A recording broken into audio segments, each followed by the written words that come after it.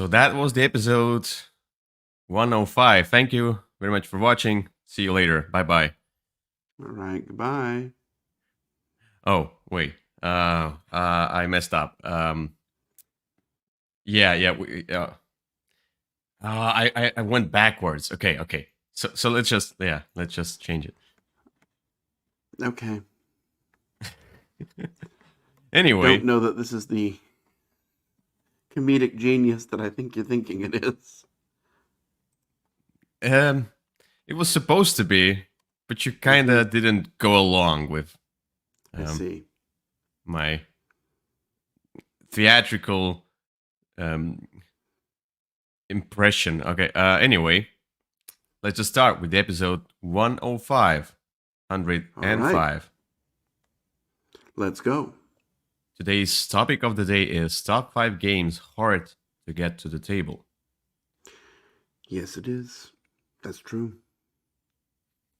And before we jump into that topic, we will talk about many other things.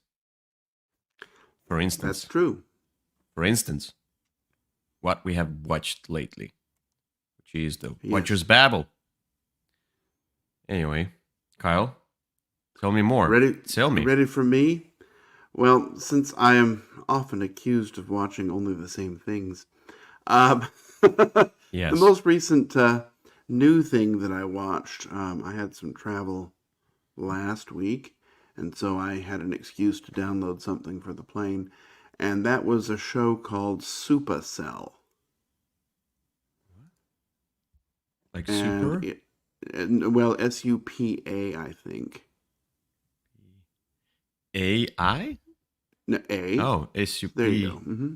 Supacell. Oh, okay. Mm-hmm. So this is a British show. I'm assuming it's British. I mean, all the actors sound British, and it's in England. But basically, it's people in England, and they all have sickle cell in their family. And then this is sort of the sickle cell anemia has evolved into some sort of a superhero gene. And this first season, it's the one guy you see there in the picture. He's had a vision of the future, and he's trying to unite with a group of other people who all have similar abilities. But of course, there's various drama. One of them's sort of a street gang type and has some trust issues. And he's trying to sort of go around from his vision and unite these people so that he can hopefully save his fiancée. And they are basically just developing super abilities, and it was enjoyable. It was very compelling, very watchable. Sounds like a second season is coming. It's kind of your standard superhero show, except they're all black people in Britain. But, you know, I like shows like that, and I had a good time with it. Okay. Yeah, I've seen a lot of like not superhero shows, but I wouldn't call them superheroes, but they're like shows where people develop some super stuff, strength and vision and whatever, telepathy and so on. There's so many of those lately. Yeah, well, they're enjoyable to watch. I had a good time with it. It definitely filled the time while I was on the plane. Yeah, that's cool. For mine, I watch a lot of stuff, but first of all, Korean stuff as usual. I try to find something new.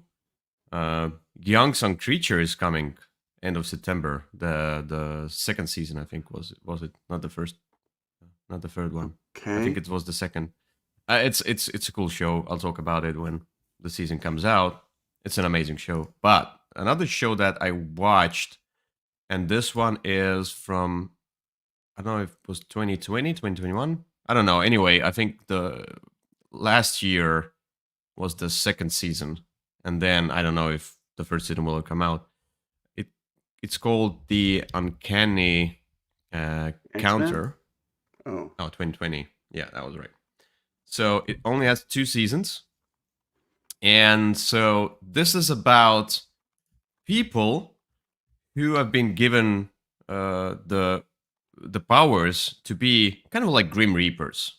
So they, so they try to find evil spirits, and evil spirits basically they possess bodies of usual people. So they are not all that extremely powerful, but they will become more powerful eventually. And usually they possess souls of people who are bad anyway. Like for example, there's a killer, then the evil spirit comes into that killer and becomes, more powerful. And so they basically they try to find it out, and then for accidental reason, so they all have their I don't know how to call it. So they're avatars, well, not avatars, but there are souls of some higher beings that are inside those people, those Grim Reapers, those people who fight evil spirits.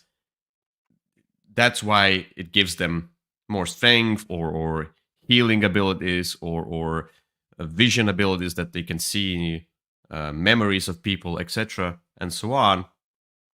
And so accidentally one of those higher spirits entered the body of a young person, and then it all began. So it's like there's the main character, and he becomes stronger throughout the series. He becomes the pillar of the whole team, and there's some drama, etc. It's all about there's that Korean drama going on, a lot of that. It's not just about it's not just about we have powers, we fight evil spirits. It's Korean drama. yeah, I mean, like there's a lot of that. There's no so the thing is that they can introduce romance, but not in a sense of romance that you have in American TV, etc. It's there's no time for finding love, but there's like my parents were killed or whatever. It's like there was an accident. The cool thing is that all the people who became Grim Reapers, in a sense, the counters they call them, they were near death, in vegetative, in coma, whatever they were like, and they were offered to become Grim Reapers. So that's the only way you can become. So that boy became a Grim Reaper for unexplainable reasons. So there's a season 1, which is really cool story. I love it. I watched the season 2 as well. Season 2 is when they encounter much more powerful beings, and there's also that I like it because it's not your usual superhero movie. It's not about they are not superheroes. They always struggle with evil spirits because they must always get stronger. There is telepathy introduced, and that boy, the main character, is becoming extremely powerful, etc. But still, they are rather normal in a sense, and the evil spirits are not also like Cthulhu type evil spirits. They are not also normal in a sense. They're still people, but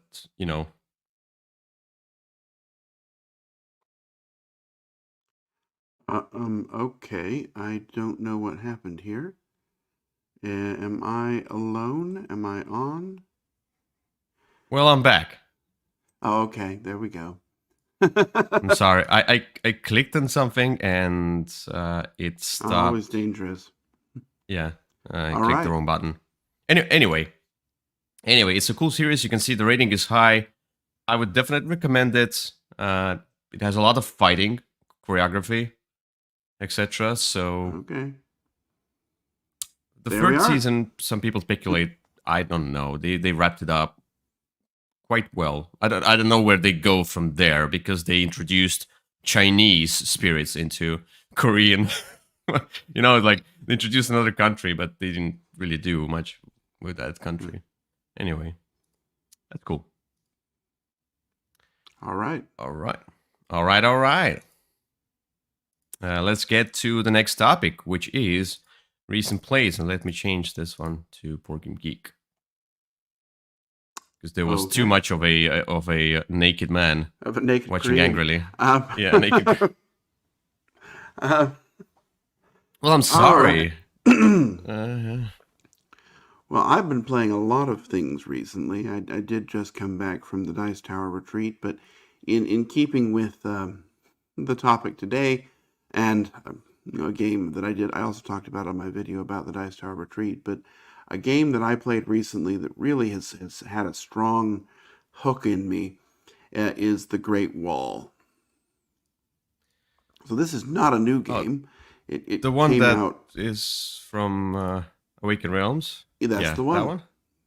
That Okay, is the yeah. one. It was. I had had it for a long time and just never seemed to. It never managed to get it learned and played, and it just sat in my closet. And it was always on that sort of when I have a couple people over, maybe I'll play it someday list. And when I was at the Dice Tower retreat, somebody said, "Hey, you want to play the Great Wall?" And I said, "Sure." So it is. It's a very compelling game. It's really very interesting. So what you're doing obviously is building a Great Wall so that you can keep all these hordes of invaders out. Every round, the invaders are going to, if they have stronger attack than the wall's defenses, they're going to breach the wall and kill everybody, and people will lose some points. Um, and so you don't want that to happen. You're also, however, trying to kill them at the right time so that you get the most points. You'll get bonuses by placing your soldiers on these cards and covering up symbols, and then having the majority on the cards. That's sort of a good way to get points. But you'll also get points in the game by building stuff and contributing to the efforts. The way the game works is you select a card. You've got a selection of action cards. Everyone's going to select one each round. And then you'll also choose in sort of this initiative order when you want your card to occur. So do you want it to be first or second or whatever? And then you're just going to do some worker placement, but it's sort of cooperative. It's not cooperative, but it's influenced by other people worker placement, because areas will not Semi-cooperative. activate unless they're full. And so, if you want the resources, you're going to have to either fill it up yourself or hope that you can convince other people to go there and fill it up too, both because they'll get resources and also because that allows your workers to be more free. So it's a very interesting way of doing that. I had a really good time with it. Now, the rules aren't great. It I got my copy out when I got home to sort of go through and make sure I understood it so I could teach it to some other people. But it's kind of a rough ride in that rule book.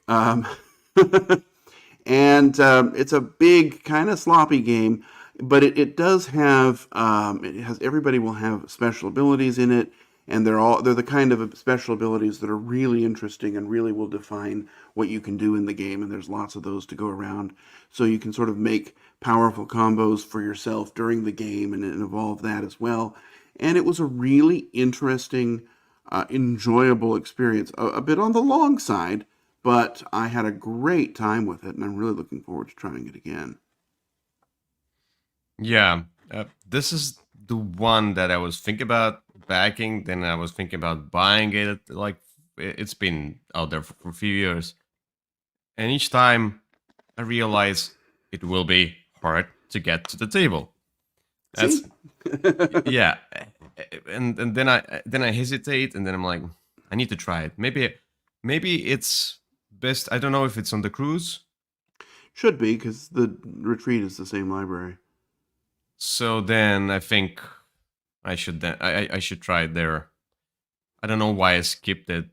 I had a great opportunity to try it for a few years already, but there's so many games. So like There you are. go there like, oh, hundreds of games I need to try. And I'm like, okay, Yep. so I need to put it on my list and try it on the cruise. You can teach me, Oh, can I? and we'll see. Um, Yeah, can you? yeah, I mean, I definitely think it's one to try before you buy. Because I mean, I'm not guaranteeing you'll like it, and even if you really love it, it is very difficult to get to the table just because it's so large Yeah, and long and kind of messy. Um, yeah.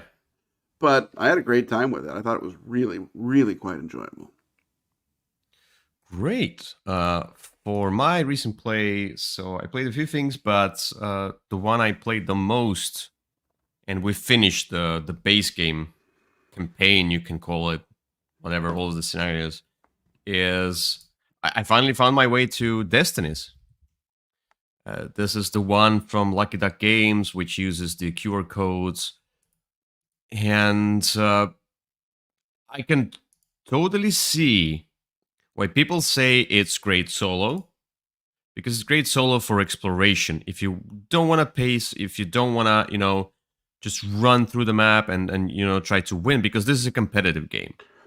If you want to explore, you just have there are different modes, and it plays with the app, and the app shows you different modes, and you can just say exploration mode, then you explore solo. There is also the challenger mode, which basically you can play solo, but it's extremely challenging and you have to move fast, whatever.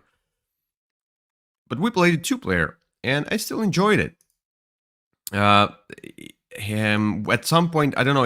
I think it just depends on the people you play with, or the person. Because I would never play it beyond 2. I mean, it's If 1 to 3 players, so beyond 2 is 3. Yes, which I would never play with 3.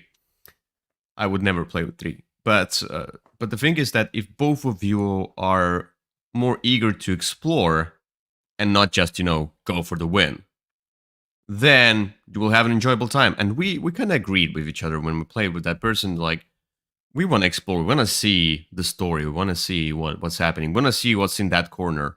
I'll go there. You'll go there. Like, we compete in a sense, but we don't care if he wins or I win. And that way, it was way enjoyable.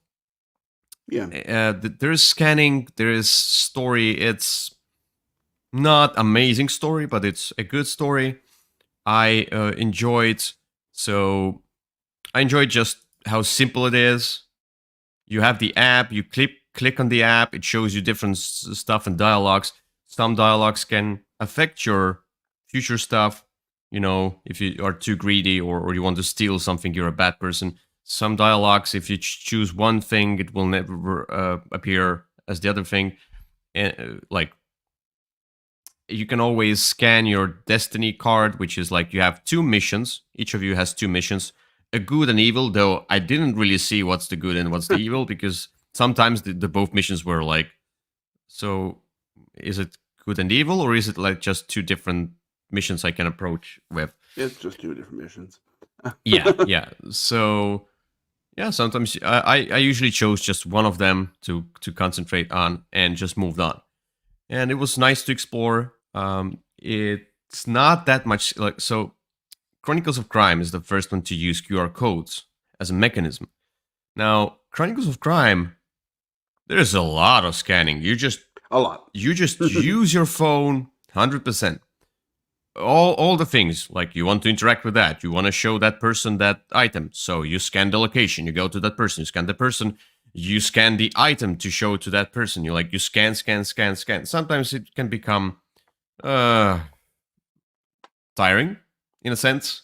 So that's why I haven't played Chronicles of Crime in a while. But I mean, like, I still really enjoy Chronicles of Crime. It's just a lot of scanning.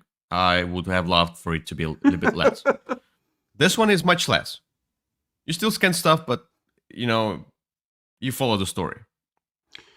Mechanism is really simple.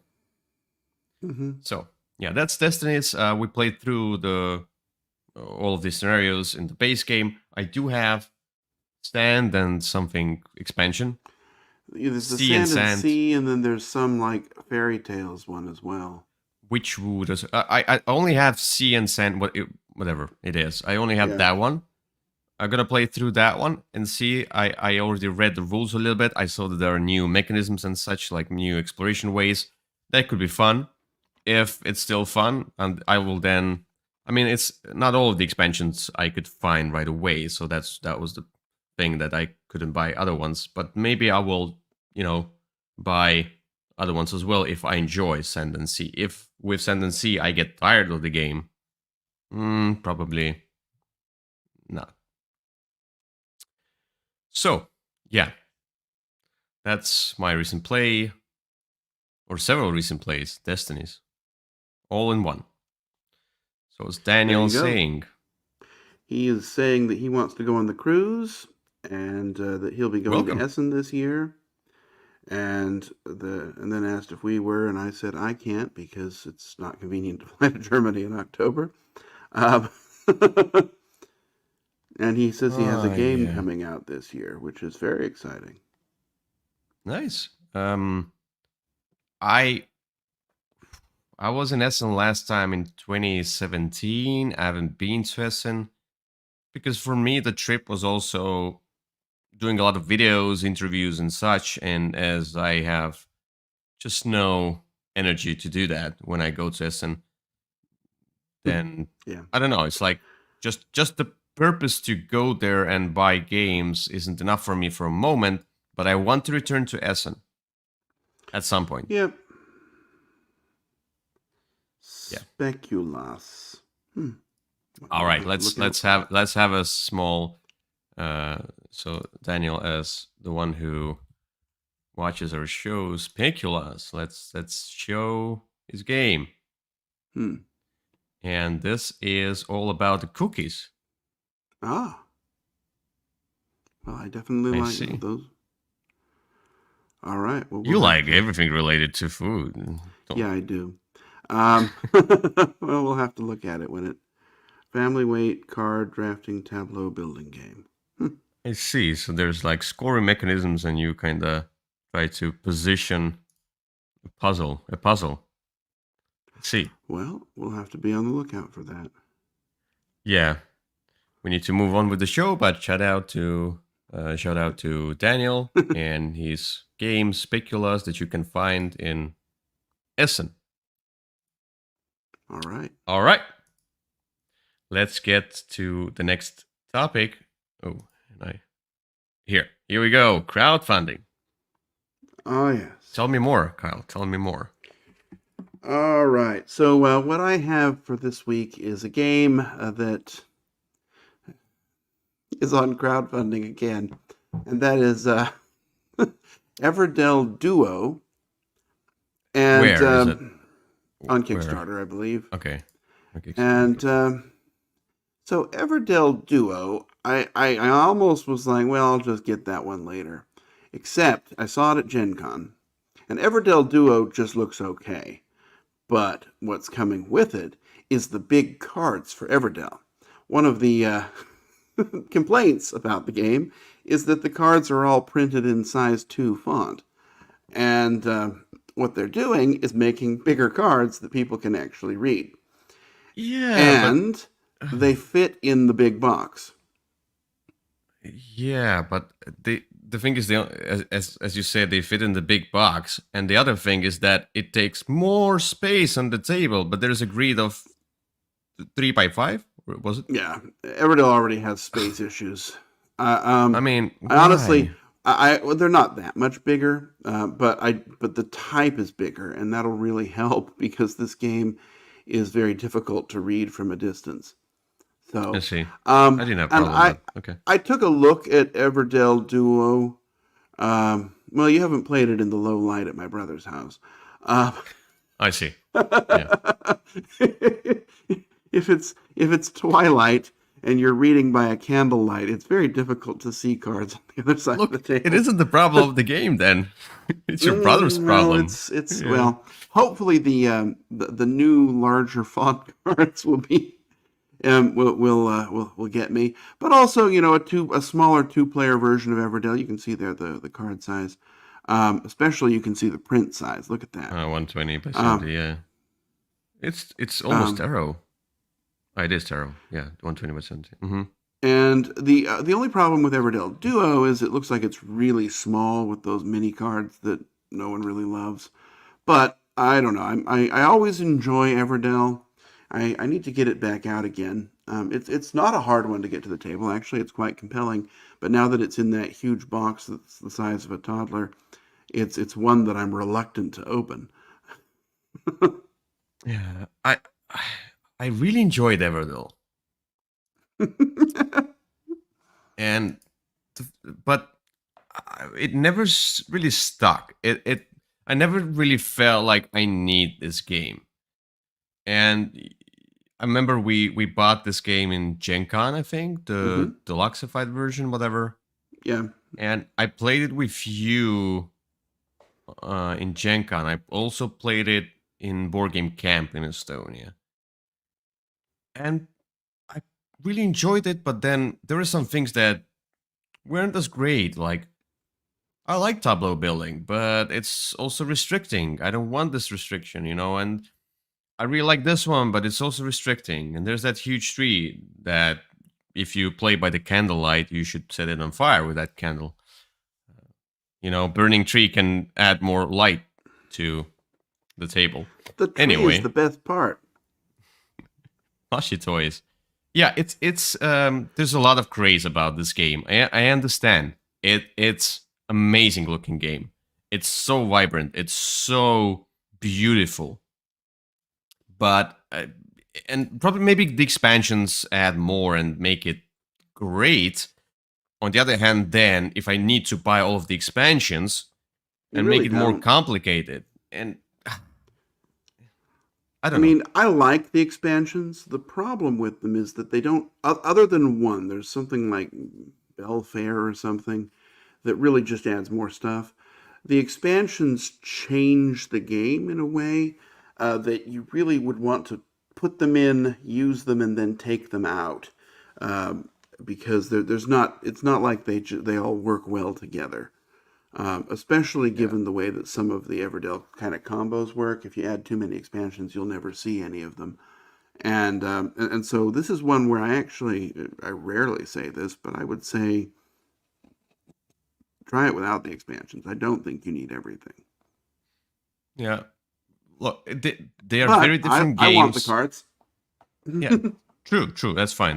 Though tarot cards.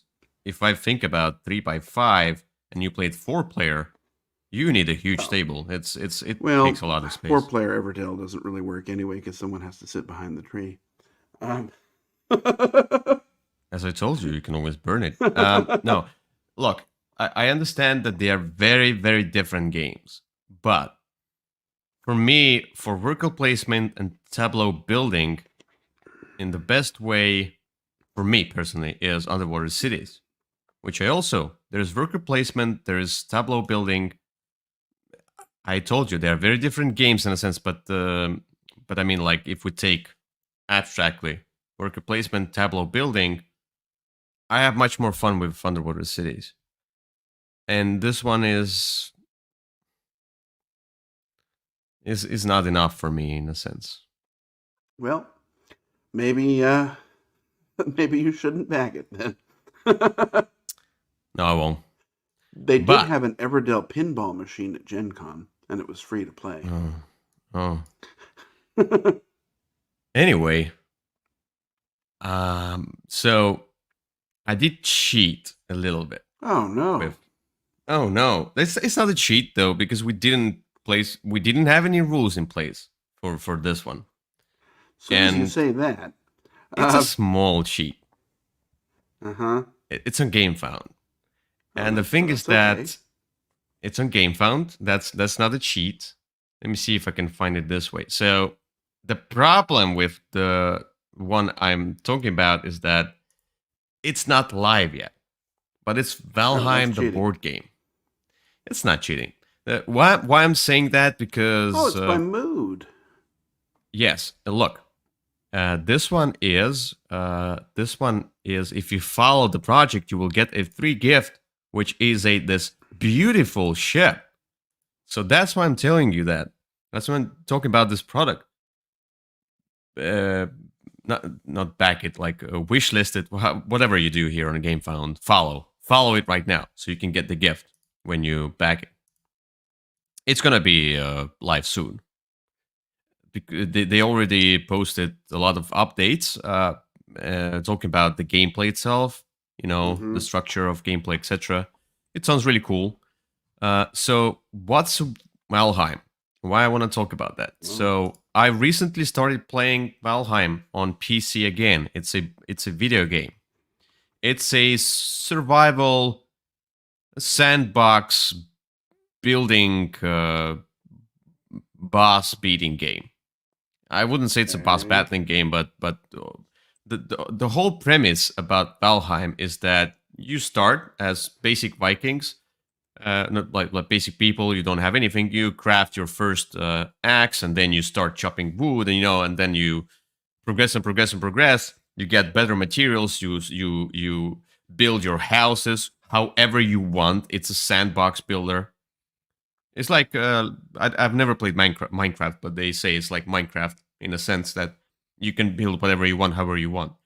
Mm-hmm. And you get better materials. You go from wood to stone to marble to whatever ash wood, which is like volcanic something stuff. And in order to progress in the story, you go through different biomes like the Black Forest, and you get to the snowy mountains. You need better clothes because you can freeze there. Then you go to plains, which has goblins in them and mosquitoes, which I hate. And then it has swamps, and it's not in that particular order. But the thing is, there are different biomes with different enemies. Mm-hmm.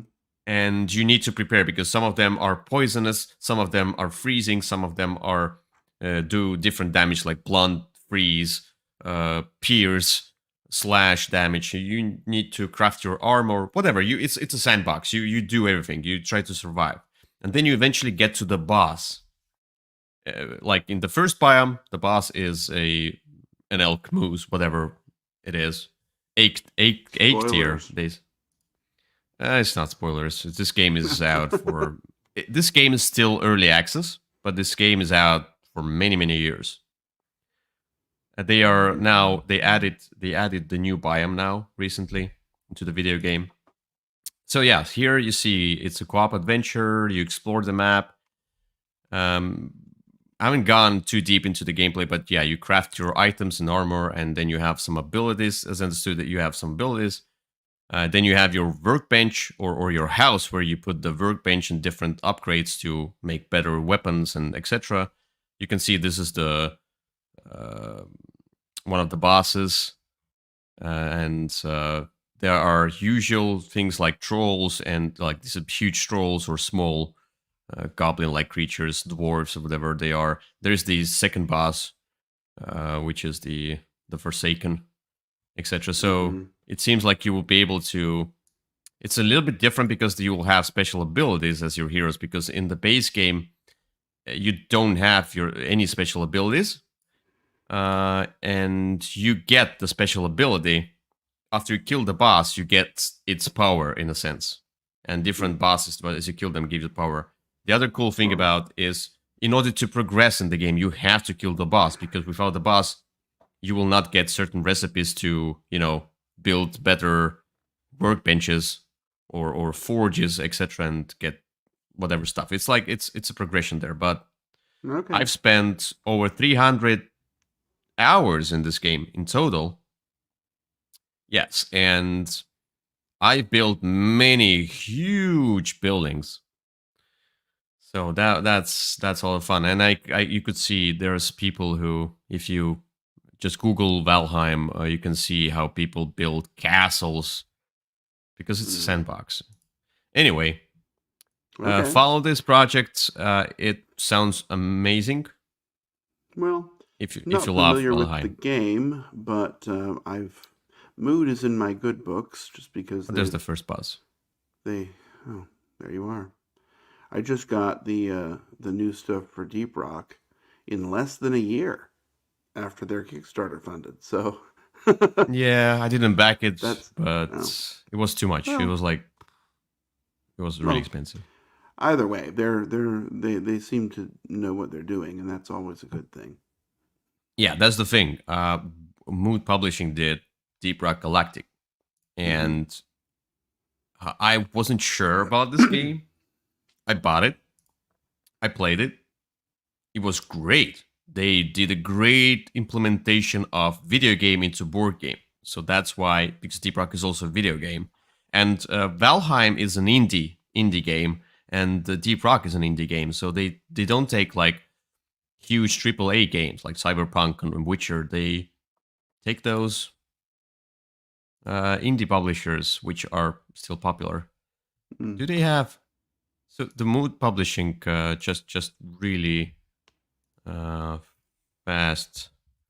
Didn't they do the Witcher? Not that one, but the other Witcher game. No, I don't. I think that's someone else. That's a Polar. Well, Yeah. I don't think so. They did Battle of Battle the of Gods Gods. is That's kind of a King of Tokyo style game. I don't think that's related to anything.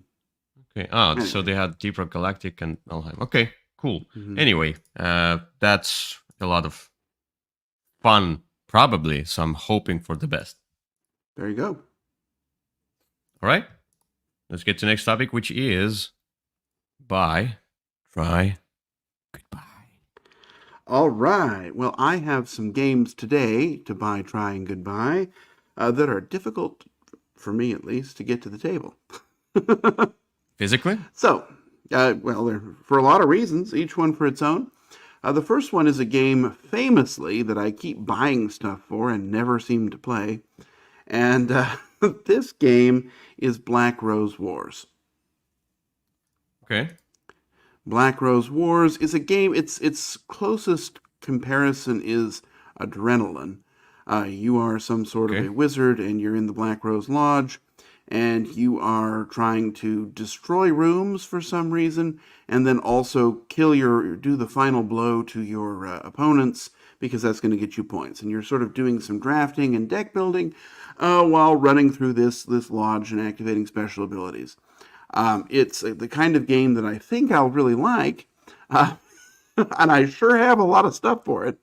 But it is there's something about it that makes it so that every time I'm about to get it out, somebody says, I'm not sure I'm in the mood for that, or I look at the rules again and think, I'm not sure I'm in the mood for them.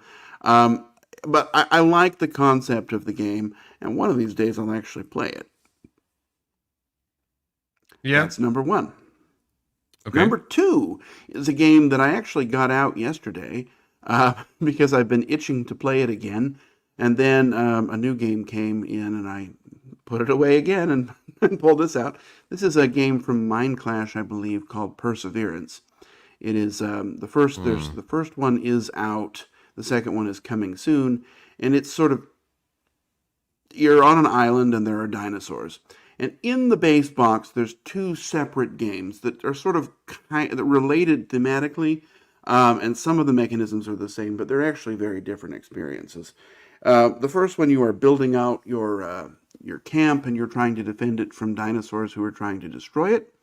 You're also, vying for control of the votes so that you can have control the colony, but you're mostly focused on building stuff up and making sure that you are in the right place, almost like Great Wall at the right in that sense.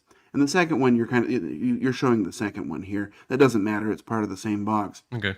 The second one, you're kind of going out and exploring this temple. And I like the second one better, but the first one's easier to get into, and they're both good games. Anyway, it's one that I never seem to get played. And the third one is making a comeback since it's been reprinted. And I thought, I'm going to get my stuff out. I still haven't. That game is HeroScape. A classic, actually, the game that inspired my favorite game, Summoner Wars. This is a game where you are controlling an army and you're moving around and fighting each other and climbing up on terrain. I find it difficult to get to the table because it's a hassle to set up. Anyway, but it's a lot of fun. It's very straightforward. It's not a complicated game at all, but it looks great and it's a lot of fun. So those are your three games. I didn't even pick any duds for you this time. Yeah. It's gonna be easy. So, HeroScape is something I'm not interested in. It's a combat, it's kind of a skirmish miniature game. Yeah, it has terrain and stuff. Very plasticky. I don't care. Which is so it's a goodbye for HeroScape right away. Okay. Now, for the try, I'm not really interested in that kind of a mechanism of adrenaline type stuff and the theme and kind of a dark colors, Black Rose Wars. It sounds okay, but it's not something I would go out and buy or would be the first thing to do, first thing to play. So the try is Black Rose Wars. And of course, buy is Perseverance because I was thinking about this game. It's Mind Clash. I enjoy the games. Why I haven't bought this one, I'm sure I will never get it to the table. But the theme of Castaway and dinosaurs, whatever, it's a captivating theme, and I know they do good stuff. Even if when they came out with Tricerion, some people didn't enjoy it as much. I really enjoyed it. I don't have it just because it's hard to get it out and play, especially if I want to play with the expansions, because I think the expansions fix some things. So yeah, I love their games, but I don't want to keep their games in my collection just because there's no point. I will play it extremely rarely. That's why I can play it maybe once a year on a cruise. Perseverance, maybe it's there, so you can teach me. I think it is. So I we think can it's play. in the library. I have a That might be copy the as well, fun thing. and I might, and soon, who knows? Maybe I'll have the second one by the time you come. Yeah, it depends if I will have time, enough time to, True. come and go back, because 5th January. 5th January is not a great date for the cruise. Okay. Anyway. Well, there we go. So you go. Bye, try, goodbye. Bye, Perseverance. Try, Black Rose Wars. Goodbye, Heroescape. Don't care. All right. There we are. Let's get to the topic of the day, which is Huzzah. top 5. Oh, top 5 bye, try, goodbye. No. Top 5 games hard to get to the table. Yep. Now, this is all about games that we enjoy, but as you already seen throughout this episode, there are games that are hard to get to the table for whatever reason. And I tried to come up with different reasons in a sense. But then the thing is that my collection is small. So I don't have, I could make a list of many games that is hard to get to the table. But most of them I don't own. And that's what one of the reasons I don't own them. No, you don't have to own them. I thought I'd put as my number 5. I'd put the a game that is hard to get to the table because I don't own it.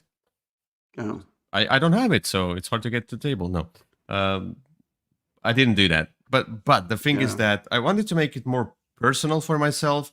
So I chose games only from my own collection that I have right now. I looked at my small collection, and I'm like, which of these games, and they're all known games, my collection is small, my collection. Which of these games I find really hard to get to the table, though I really enjoy them.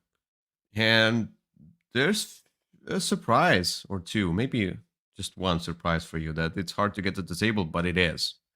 And the reason behind it is something that I think is becoming common in our industry. And the other thing is that they are in no particular order. I there are different reasons for them. I don't know how to put them in the order. I mean, I put mine in an order, but they're all really, they all meet. I think all of these will meet the brief for, and I had a hard time narrowing it down to just 5. Like you, I only looked at games in my collection, but yeah. but I have a huge hoard of games, and there's a lot of games that I wish I could play. Now there's some games like Cthulhu Death May Die that comes down once a month, no matter what. There's always an excuse to play that one. But there's some games that I could have it set up when people come over and they'd be like, Yeah. Your collection is much bigger that you can choose from. Mine is really small. So there are games that I love. For example, I really enjoy Anachrony. It's one of those games that is hard to get. It is. But I don't own it, so I excluded it from this list just to, I cannot judge it right now because I don't own it. I wanted to judge only, go really personal. Like, if I look at these games, which one of those I will not be able to sell to my friends, in order to get it to the table?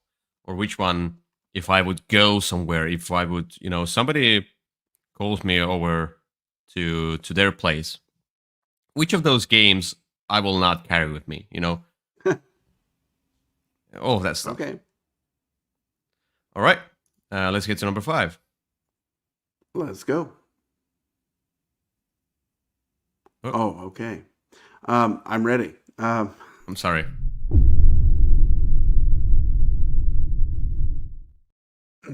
So I was going to say, I thought the number was coming. No, I pushed the wrong button. I'm like, Okay. Why isn't the video coming up? Oh, there's something wrong with me.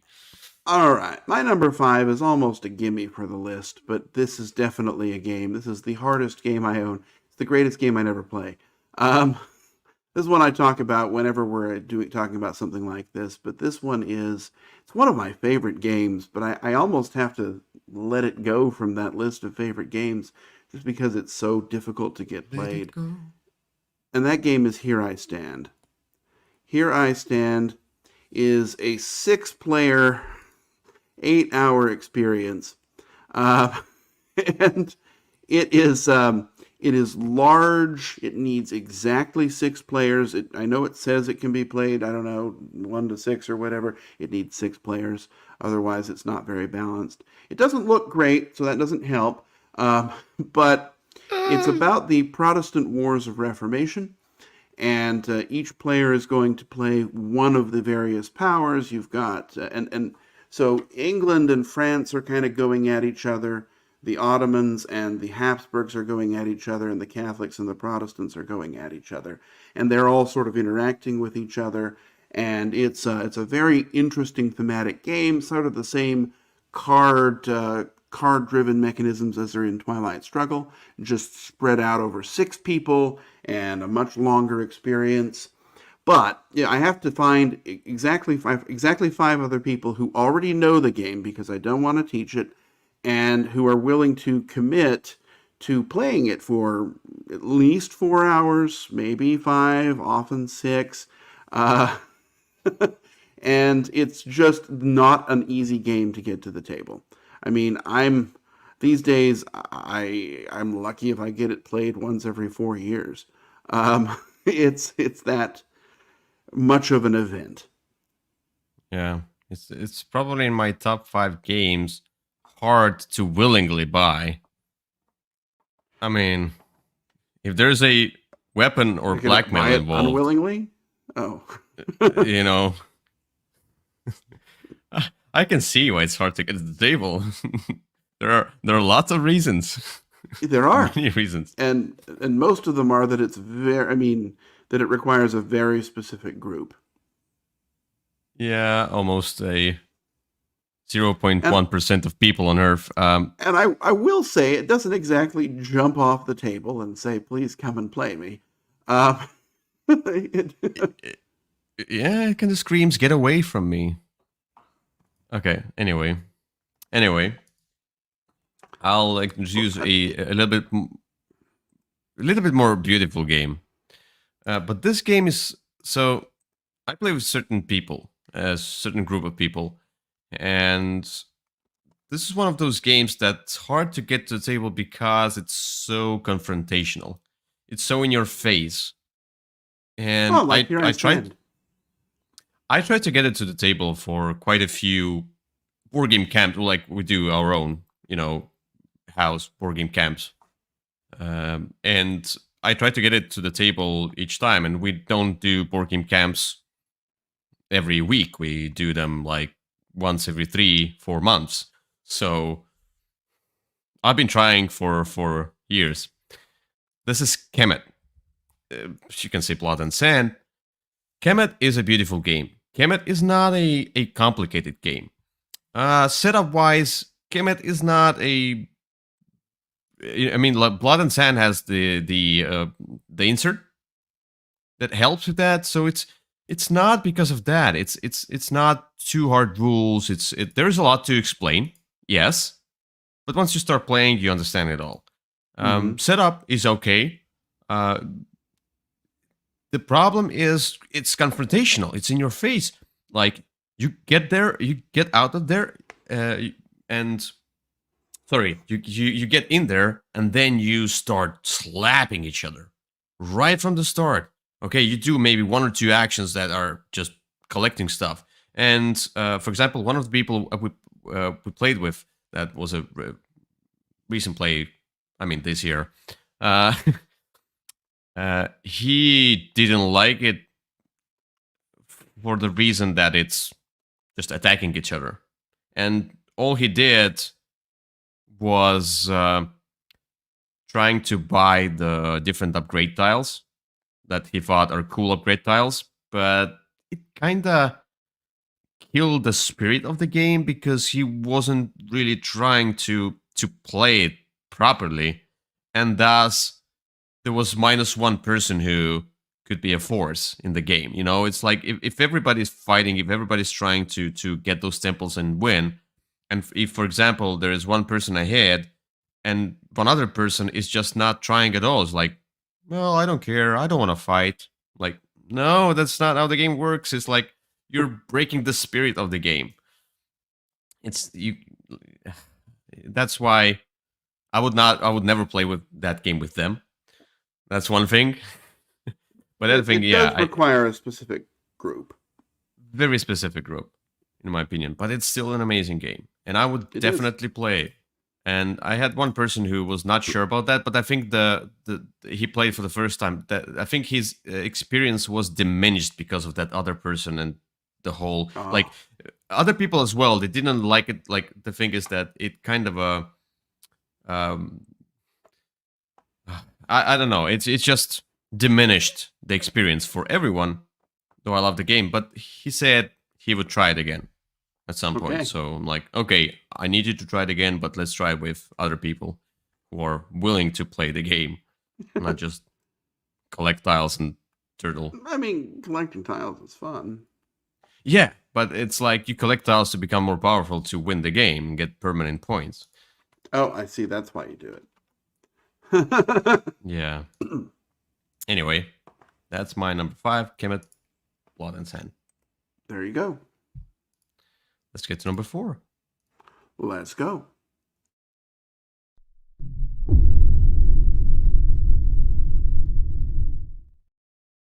Number 4.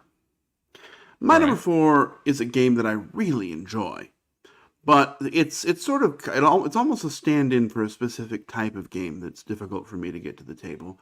But this one in particular, even though it holds up pretty well, and it's not even that complicated, but it just is one that I have trouble, and that is Spectre Ops.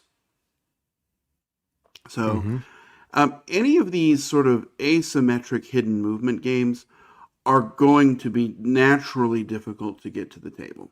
And that is because it's a difficult experience to sort of say, okay, you know, you need to do this, and I am sort of, you know, doing something else, and I can't tell you what I'm doing, and sort of teaching people that go and find me thing in a way that is meaningful and allows them to play the game is very difficult.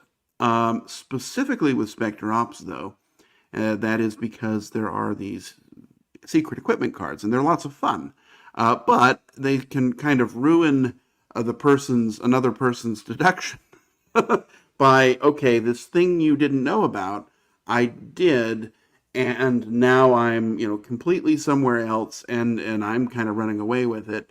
On the other hand, if you give somebody the other side, there's a whole lot more upkeep and specific rules that need to be followed. And I find that makes it a difficult one for me to get out. And lots of people that I play with around here don't really enjoy this type of game, and that also makes this difficult. But Spectre Ops in particular and hidden movement games I find difficult to get to the table. Yeah, one versus all, I think, is a hard genre to, you know, different reasons. First of all, you need to teach 2 games in a sense. And then you will probably, if you're teaching, you'll probably be the one who is the one. Yep. Versus You all the almost have others. to. Mm-hmm. And that's not a great thing. And the other thing is that if you make a mistake, it can ruin. It's fragile. It's fragile. So when you choose such a game, you're like, do you want to go easy? And people or like we can only play one game tonight, and if this game is ruined for whatever reason because it's fragile, yep. Do I really want to get it out? Yeah. That's my thoughts on one versus all. That's why I don't like one versus all. I don't want to play them. It's just no fun for me. Either co-op really enjoy or them, competitive. But they're difficult to get to the table. Yeah. All right. So for my number 4, and this will be a surprise for you, but it is hard to get to the table for one particular reason. And that's Scythe. And the reason is not that, oh, it's not a combat game, it's like, ooh, there's mechs on the cover, and then it's more of a Euro game. No. With the introduction of big boxes and the trend of having huge boxes, it has greatly diminished the opportunity for the game to come out. If I play at home, the chances are bigger because I don't have to take it somewhere. If I have to take the Scythe somewhere, I will not take it. No. It's just huge. I have the insert in there. I have all the expansions. The other thing is that I have many different expansions, and if I haven't played for in a while, reading all those different rulebooks, and I think there's that special edition rulebook that covers everything, which is like there is 100 pages long. And I'm like, hardcover rulebook. Look. If I show that rulebook to somebody, they're like, "Is it a war game? Like a real?" No, it's Scythe. It's not a hard game in a sense, but there's a lot going on, and I think the main reason is I'm like, let's sit down in the evening and what should we play? We'll look at the shelf and like, maybe Scythe, and then we're like, no, because you look at this big box, you feel overwhelmed. I think if it was in a smaller box, that would be easier. you can buy the small box version. But it's a psychological thing, I think. You will never get everything into the crammed. How do you? Oh no! You'd have to have one basic Scythe and one collector's Scythe. You have your to-go Scythe and your stay-at-home Scythe. Yeah, but I mean, like without the insert, I don't want to play because. Fair enough. I still love and would love to get it to, because I have a person who is willing to play, really want to try Scythe, because I have promoted that to him. I will get it to the table, but each time we get to that, like, oh, I need to remember all the rules for all the expansions. I need to lift that huge box. That's too much exercise for me. Oh. I see. All right. Yeah. Anyway, huge boxes, big boxes, they ruin the game. They diminish the chances of the game getting out to the table. And I'm not the only one. I've heard that from many other people. Anyway. Very well. All right. Let's get to number 3. Let's go.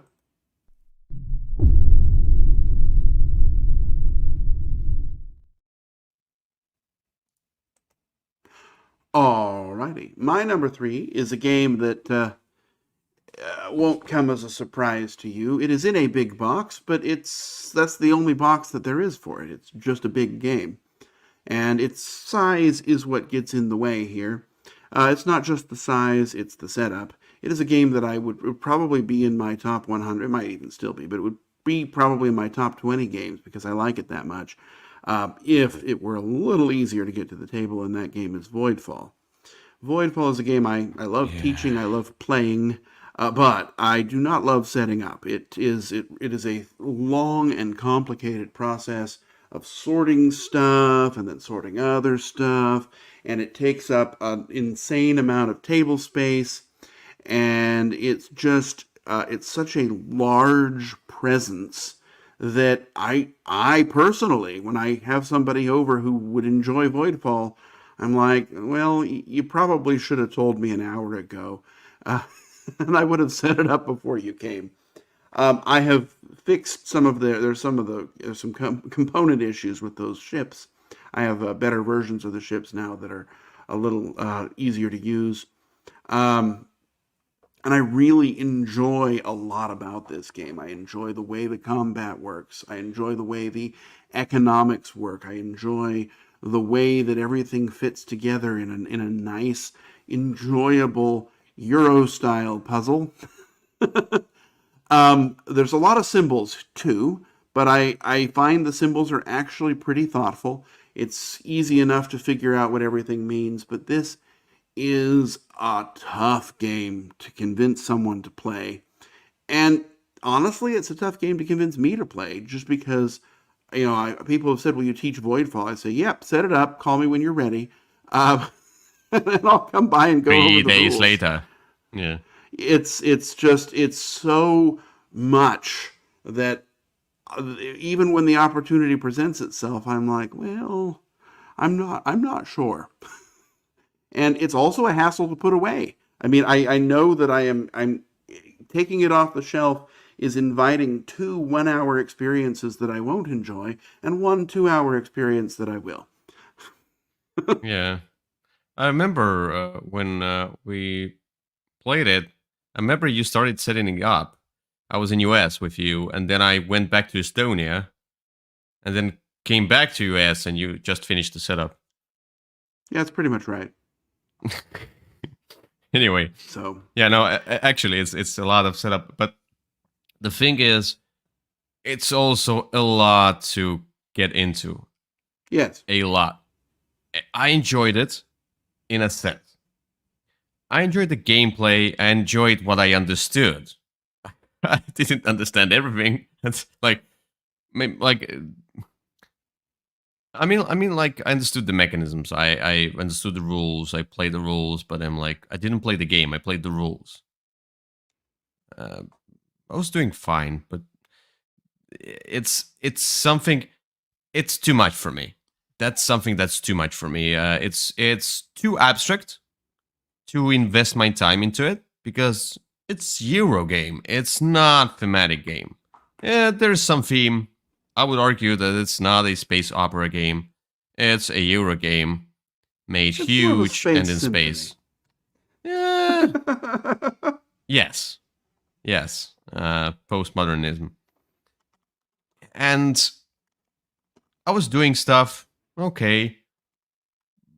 But I think about this game. If I would play it again, no. No, I don't want to invest so much time into something that's just too much. And it's gonna be too much for many people. It's a game that needs to be scheduled, first of all, just because of the setup. But yeah, I agree. There's a lot there. Scheduled and played.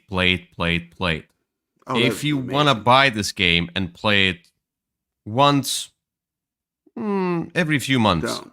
Yeah. don't. Yeah. It's definitely one to invest in, and I don't have anyone willing to invest that much. Yeah, I agree. That's a perfect choice. All right. My number 3 is the game that I tried solo, and it seems to be not so well loved, but I enjoyed it because it reminded me of a video game that I played a ton back in the days. And I really like the theme itself. So the theme is very specific. It's a football theme. and the Oh. game is called 11. Now, oh no, not that one. Wait, That one looks better. Where's 11? Okay, here we go. It's a football manager game, and I enjoy football managers on PC, whatever, laptop. You can see there's a ton of stuff going on, and the rulebook is not the best, but it's from Portal Games, so you know you can get through the rulebook. That's fine. Okay, you can learn it. The match day where you compare, it's hard to explain how the different players interact with each other when there's a match day. Overly, if you get past that, I kind of found some video, something like where it was explained well, and then I'm like, Mhm. oh, I see. It's like I got it, and it was no problem. The thing with this one, I did buy the deluxe version with 4 expansions. Some of them are not opened yet. I mean, like there's lots of stacks of cards. I mean, like I somehow fit most of it in the base box, but the box is just too small. It's like if I have to play Tetris, perfect Tetris, to fit it all back. Some of the stuff, the expansions are still in a separate, like a bigger talk box with one of the expansions. I didn't want to, have all of the different boxes, so I threw most of them away. But I have like stacks of cards in a smaller box separate because it's just impossible to fit it in the base box. Yep. The problem is this game plays quite well as a solo game. Mhm. I would want to try it 2-player. 3 or 4, I'm not sure if it's worth it because it's gonna be somewhat solid multiplayer. I mean, there is it can be fun to play 4 players, but then you need to buy land, the whole land, few acres of land Of snow? Oh. of snow of land to fit a 4-player. Like I don't know if your table can do it. If your table can fit a 4-player game, I say no. No table can fit it. Basically, Probably true. I because didn't your love own the game, so I don't think I'll try, but yeah, because you can see your own setup is this one board, second board, third board. You need spaces for your other stuff. It's like you're taking half of the table with your own space. There is also central market, takes quite a lot of room, and then try to fit all the other ones there. So, but I mean, gameplay wise, it's a Euro game and cool mechanisms, and it reminds me of like buying like I have the expansions which add to the stadium upgrades and international players, international matches, etc. I haven't tried that, but I really want to try it because I don't know. It just it's a game that if you played Football Manager as a video game, you might enjoy it. It's a very specific game, extremely specific, and I don't like playing solo at all. Not that particular game. I'm like I don't play solo usually, never. This one I tried solo, it worked, but I still want to try with somebody else. Anyway, that's there's so many reasons. It just yeah. the setup, the everything is just too much. But I'm not getting rid of that game because I still want to play it because it's so specific. It's very specific, and as it's so specific, it's kind of unique for me. I Uh-huh. enjoyed it. Okay. Yeah, I didn't love the game. I found sort of the match day to be inscrutable and not all that interesting. I didn't Yeah, I see that. it yeah. Anyway, but there you go. Not for me, but there you Yeah. go. Well, I mean, once you get past that match day thing and you realize Except it happens all the time. how to think about that the other way, yeah. I mean, like there's a possibility that it will click with you, but I can totally see that it might not. Anyway, let's get to number 2. Two.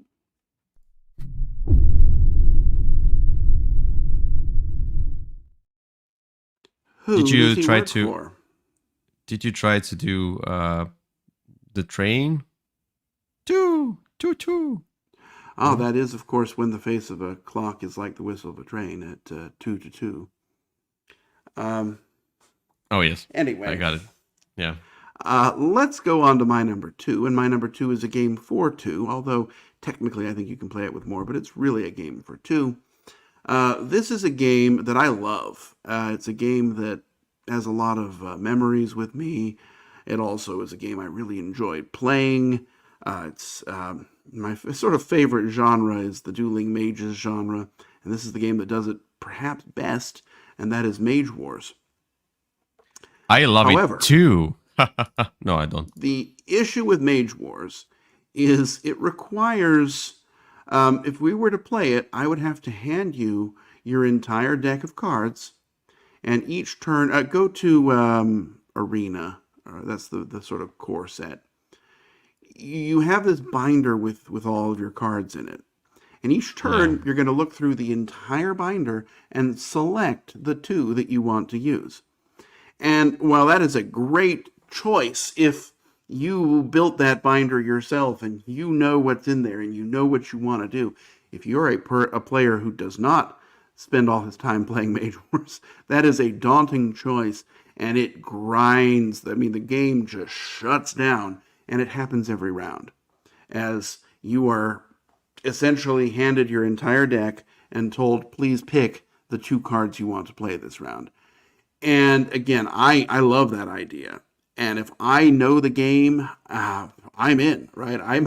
I know which two cards I want to play because I have got my 4 turns, next 4 turns all planned out. But if I'm teaching this to somebody, they don't have that, and I can't even realistically expect that. It's a lot of fun, but it requires so much work on behalf of a person who wants to play it. If I had somebody who knew the game well and wanted to jump in, I'd be good to go. But I don't, and I teach games a lot, and this one is such a big, long experience anyway, that adding to it a 10-minute break at the start of every round while people peruse their deck, it just really it shuts it down for me. Yeah. I don't know. I think I vaguely remember that I tried to play it. And once I started reading the cards, I'm like, nope, not getting into that.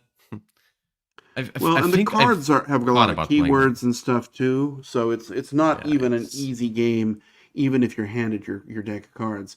It's just so much work to get into.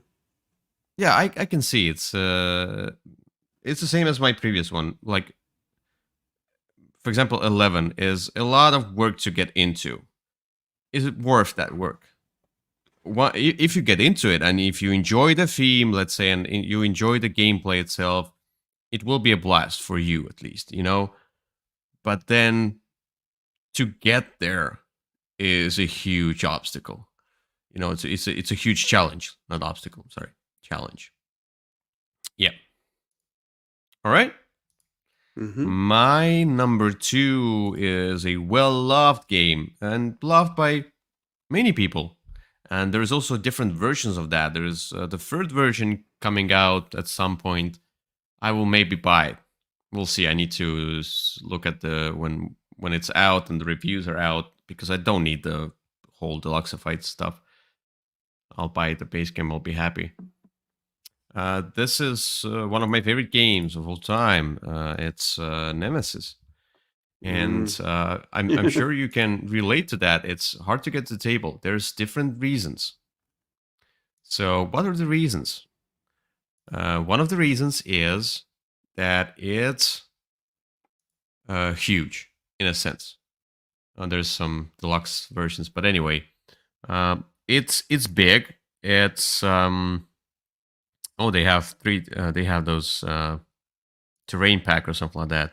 Anyway, uh, it's a game that requires you to learn a lot of rules. The rulebook is not the best. Sometimes some stuff in the rulebook is in the wrong place, in my opinion, and then you you like, let's say I played a bunch, but then I scan through the rule book and I still forget something. Mm-hmm. And I always look at the rule book for some particular phases because I'm like, I'm not going to remember that. Like the development phase, like if you pull out that token, it does this thing. If you pull out that token, it does this thing. Like, where are the reference cards for that particular thing? Like, there's not enough reference cards, or like the reference cards you have are not useful at all. Like, that's a huge issue. Why didn't you have a good reference card? And the other thing is that, yeah, it's because it's a big box. It's not the problem. It has this aliens theme. It's this kind of a story elements in a sense. It's not a story game, but I mean, like, it's thematic. So that's why it's easy to get to the table with some people. But then setting it up, playing it for many hours, and maybe dying really fast. Maybe some of you dies really fast. There's also player elimination. If you play it semi-co-op, and that's the other reason, semi-co-op is the problem I have. How did I fix that problem? I do not play it semi-co-op.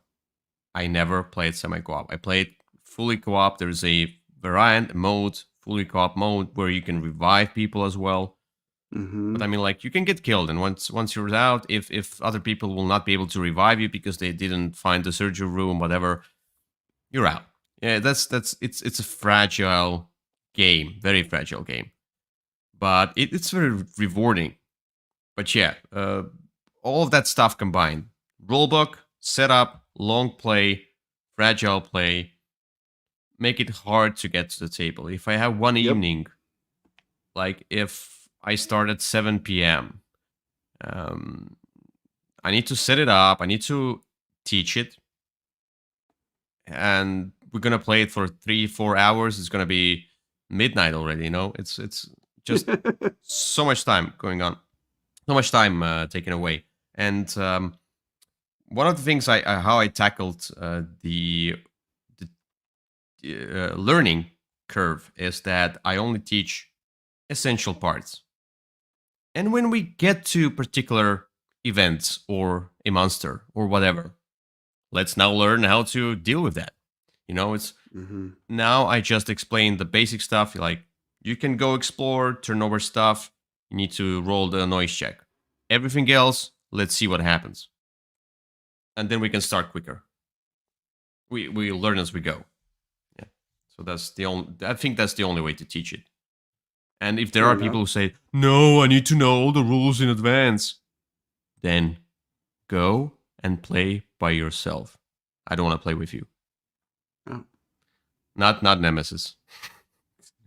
Because I'm not teaching all of it at once. Because if I teach you all of it at once, throughout the whole game, you will ask me about all of those stuff all over again, many times, because there's just too much information. What? Don't ask to inject you with a lot of information, but then forget half of it in 5 minutes. But that's true. That's those people who I don't like to play with. I need to know all the rules, but you forget those rules. No, I won't. And then in 5 minutes, oh wait, how does this work? Like, I mean, that's not how I sound, but okay. It's not you. It's my imaginary friends.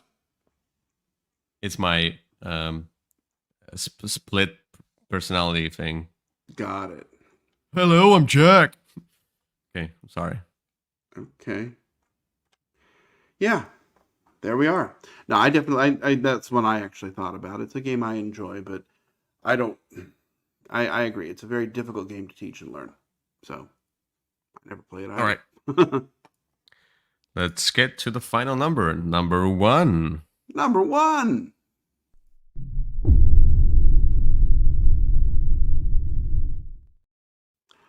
Alrighty. My number 1 is a game that I really enjoy. It's a game that I would play a lot, but a couple of reasons. First of all, the people around here that I play with don't love it, so that kind of hurts it. And then new players, it is one of the most difficult games to teach. and that game is Root. Oh yeah, Root that's is why I a never played it. delight. Well, it's a delight of a game, but everyone has a different character, and they are doing very different things. And ultimately, you're working together. You're not working together. You're working toward the same goal, which is winning by getting a certain number of points. I think it's 30. But the way you go about doing that is just so very different. And it's not enough just to say, okay, blue player, these are the things you need to do. Red player, in this case, would need to know what the other player is doing so that they can interact with it and stop it. Those purple corvids there you saw, those red mice. Everyone is doing something that's so different, but you need to know what's important. It's not enough for you just to burn stuff down. You have to burn down the right things. And because of that, it requires a lot of oversight to the point that I'll often teach the game and not play it because I need to sort of sit on everyone's shoulder on their turn and kind of chirp into their ear, remember this, remember that, remember this. And I think I teach the game well. I played it with some friends from the office, and they went home, and one of them said, hey, we should get that game. And the other said, well, but remember, right? How many times did Kyle have to say, you could do that, but don't forget that you also need to be focusing on this and this and this. And it's a very difficult game to get into. It's an adorable game. It's well regarded. It's enjoyable to play. I have a great time with it. And for that, there's an app.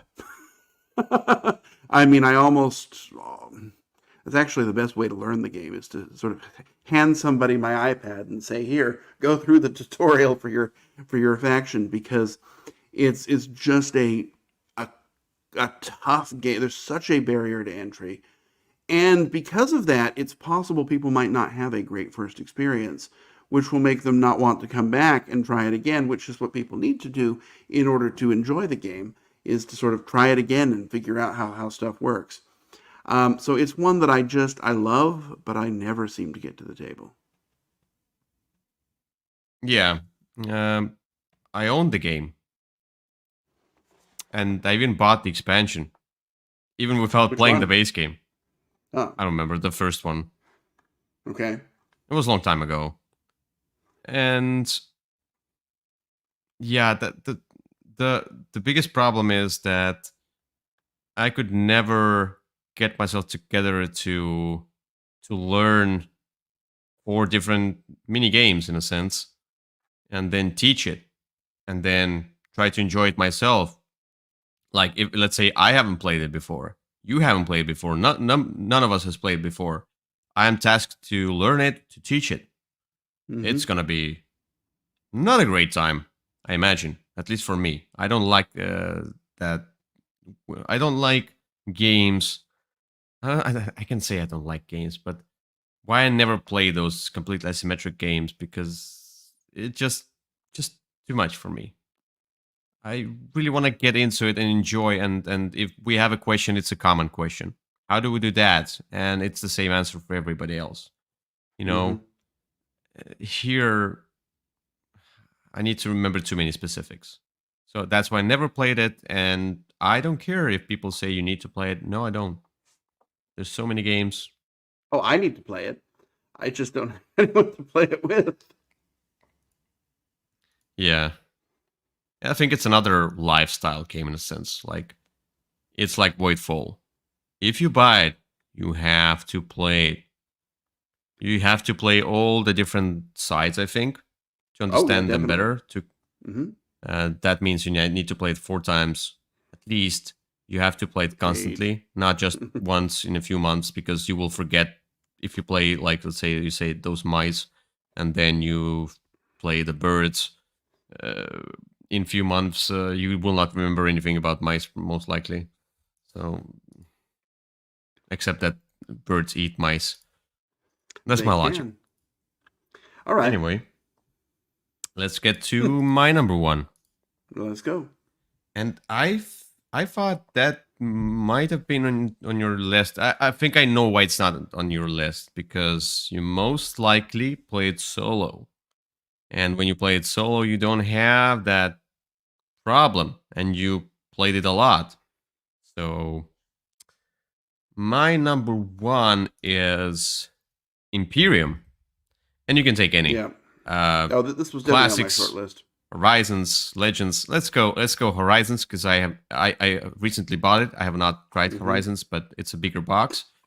So, and I think Horizons has some extra rules or something. It has in the place. some sort of a trade route thing. Yeah. Yeah, I didn't really look into that too much. So this is the one where there's deck building, but it's very specific deck building. You build deck from mostly your own pile of cards. It's very procedural. So you have to pull out the card from here, put it in here, and then do this, do that. All cards interact with each other in a great way. There is a possibility for everyone to lose. It's not a co-op game. But the biggest problem is not everyone lose. No, the person who has the fewest of those things loses. Oh yeah, sorry. Yeah, I've never had that. Yeah, it's very uncommon. But okay, yeah. Somebody still wins. Okay, got it. Yeah. But the thing is, rules, the main mechanisms are not hard to understand. There's not too many phases. I mean, like, you can. It's easy in a sense. Now, the game decided that you need 1,001 different keywords. So the rulebook has like 4 pages of, let's say, rules, and then 100 pages of keyword explanation. And with different sets, like classics and legends, there might be some different keywords. Like I think Legends has few different keywords from the classics, and Horizons has also some new keywords. And if you combine all of those and try to play all of that, I mean, you need to just learn your own. Like, it's a civilization game, and you build your deck, you play the cards out, trying to win, to get most points, and to get your own deck depleted. And all of the nations play differently. Some of them are not able to use certain aspects of the game, but they have their own kind of a specific goal. Like Arthurians are searching for the Grail. Atlanteans, they are all about their cards are flooded all the time, Or there is also usual ones like Egyptians, Romans, whatever. The factions have different difficulties.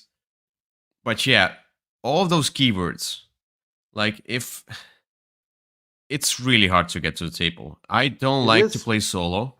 So if I played solo, it'll be fine. I don't play solo. Good solo. The box says up to 4 or 5 players. Is it? That's madness. I think it's up to 4, but up to 4. Yeah, that's madness. So yes, it's a lie. It's up to 2 players. I would never play it more than 2. But I played it 2. It's rough. Yeah, I really enjoy it with 2 people. But yeah, it just each time it's psychological again. Each time I think about it's not very short game as well. It can take a few hours if you play your nation for the first time, or for the second, or for the third time, because you need to play your nation. Or for the 10th. Like, yeah, it's just so many keywords you need to, like, you're constantly searching for the rulebooks back pages to see what the keyword exactly does. And some of the keywords are like, some of them are like small text. It does this one. It means discard. I'm like, oh, couldn't you say discard? And then some of them are like a text, wall of text. I'm like, oh, why did I choose that nation with that keyword? It's psychological. definitely on my short list. But again, I do play it solo a lot, so solo solves a lot of those problems.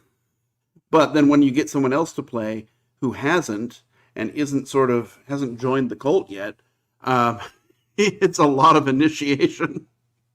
Yeah, because I'm like, each time I look, each time somebody brings it up, like one of my friends, like they want to play it, I'm like, but I don't wanna, I don't learn want to all the teach you. keywords again. Yeah, like no, I don't Yeah. remember the game anymore, or none of the keywords, and it makes me crazy. Like it's one thing that makes this game too niche. If they would have made it so much easier with those keywords, maybe a Well, few only. maybe the new Star Trek version will solve that. I don't think so. I doubt it. I don't, But they find this a kind of a niche it'll for be the different game, and keywords. yeah, because I'm afraid to look at the Horizons one, because it's like, oh, It's not that much different, honestly. the only I thing is think that how you'll jump right in. It's still has all the same problems. okay, the same problem. Interesting. How will it fit into one?